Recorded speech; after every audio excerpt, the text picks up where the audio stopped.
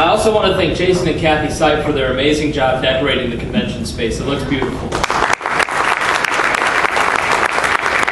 I always enjoy the state convention because it's the one time of year where we all get together, and I'm one of the few people that generally knows everybody at the event, and it's wonderful for everybody to get to meet each other and hear about each other's hard work, and to get a sense of the growth that we've had over the last few years in our party. The fact that we don't ask the taxpayers to foot the bill for our party business is a source of pride for our party. And I know that's not exactly what you thought when you purchased the full package, but that's exactly what the attendees of this convention have done. We've shown once again that we're a party of self-reliance, and I want to thank everyone who's taking the time and the money to be here this weekend. Thank you. As a reporter for WXNT, I was the only person in the state of Indiana in 2008 to go to every state convention. Admittedly, I was curious about libertarians. I didn't know a lot about the Libertarian Party at that time, and I was politically homeless, but I was drifting in a libertarian direction because of people like Andy Horning and Ron Paul. And I have to admit that I was surprised by the size of the convention. It was smaller than I expected. And I saw a lot of strange rules that I didn't see in a lot of the other parties. But what I did see was fairness, and I saw passion and depth, integrity and intelligence. And it attracted me to this party. The other two conventions were much larger. There were no votes. There weren't any workshops. There was no access to party leadership. There were only speeches. In fact, a lot of hot air.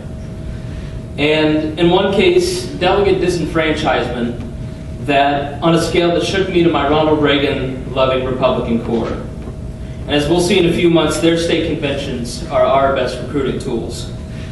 That was the moment that I decided to join your party. I became a proud libertarian. I sat on the sidelines for a few months, watching with frustration as the party missed opportunities in a presidential year with major statewide races.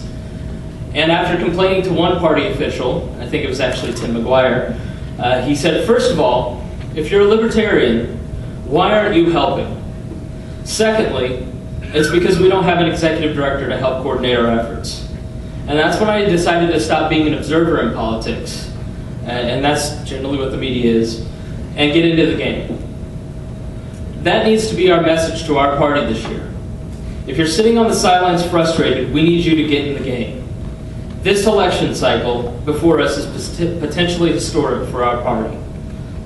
On the national side, we have a wave of Ron Paul supporters quietly waiting for the conclusion of another convention before joining our party and working for our candidates.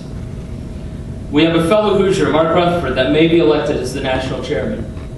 We have a governor's candidate that can reach out to the 70% of the population that does not vote and say it's our time. We have a United States Senate candidate that has a message that has been consistent, but has always been a little too early. Well, this year his message is mainstream. We also have some of the best congressional and state legislative candidates in our history. For example, in his House race, Rex Bell set records in House District 54 in 2010. And this year he's running for 6th District Congress. Chard Reed, who's in the back of the room, is running again for Congressional District 5. He earned our party's first endorsement by the state's largest newspaper. These are serious candidates with complex campaigns, and with that comes great need. A big part of my focus this coming year is to help coordinate with some of our campaigns and to make sure the campaigns are working with our local affiliates and volunteers. If libertarians can rise to the occasion, this is the last state convention where we have the comfort of knowing every delegate. It could mean the last convention period. There once was a time when the 6% in the Secretary of State's race seemed unimaginable.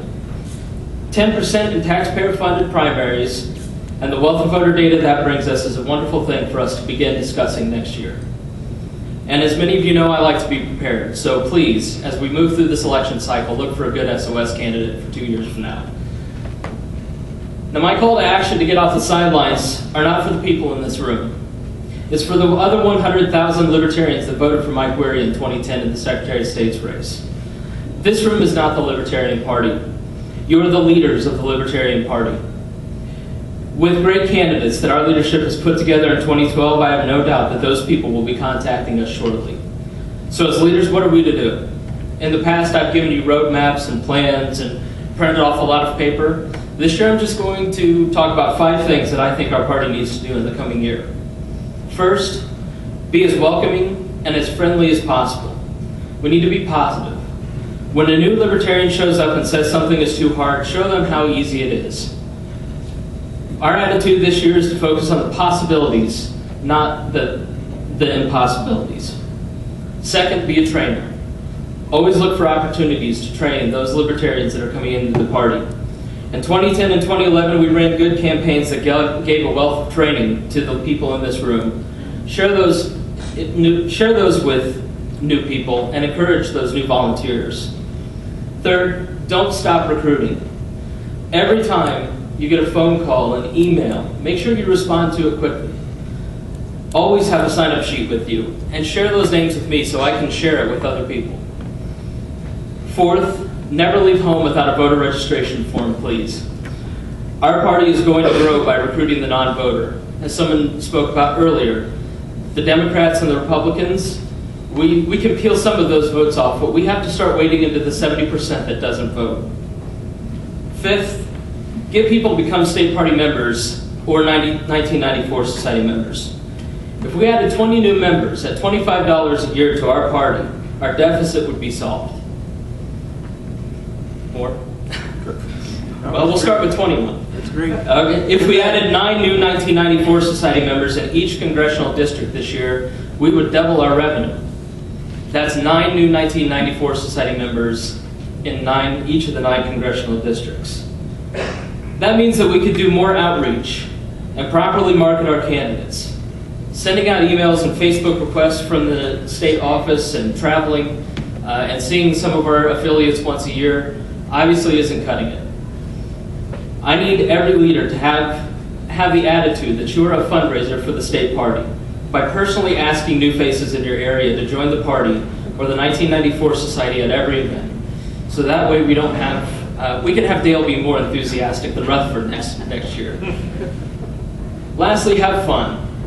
This is not a job for anyone but me, and like most of you, I want to come to my job and have as few problems at work as you do.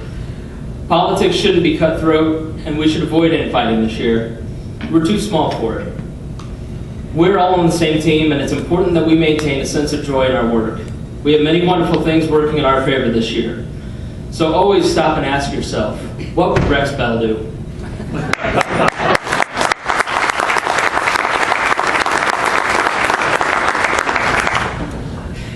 Now I can hear the groaning. Great, more stuff to do. More advice. But is he going to ask me for money next? No, I'm going to leave that up to the Central Committee members, who will hopefully have yellow cards with them at all the time and help keep our party leaders stocked with yellow cards. My hope is that you leave this convention renewed to do special things this election cycle. Things that you don't think possible. I hope you all understand that you are important leaders in the Libertarian movement, and that working together, we can put our party into the stratosphere that we've not thought possible. My feelings on this election cycle are summed up by Bruce Fine, who recently said, "We can't just get discouraged because success doesn't look inevitable. Otherwise, great things would never be tried. If people accepted the status quo, there would be no monument to MLK or the Voting Rights Act. Just because you're in the minority, it doesn't mean you stop fighting." And I thought this was a great quote for our work when I posted on Facebook. But I'm going to leave you with a quote from our own Greg Noland, who explains why we do what we do. "People ask me why I keep doing this. I tell them that I'm building a party. I may not win, but the young person walking behind me will be able to stand on my shoulders, and they will win." Thank you.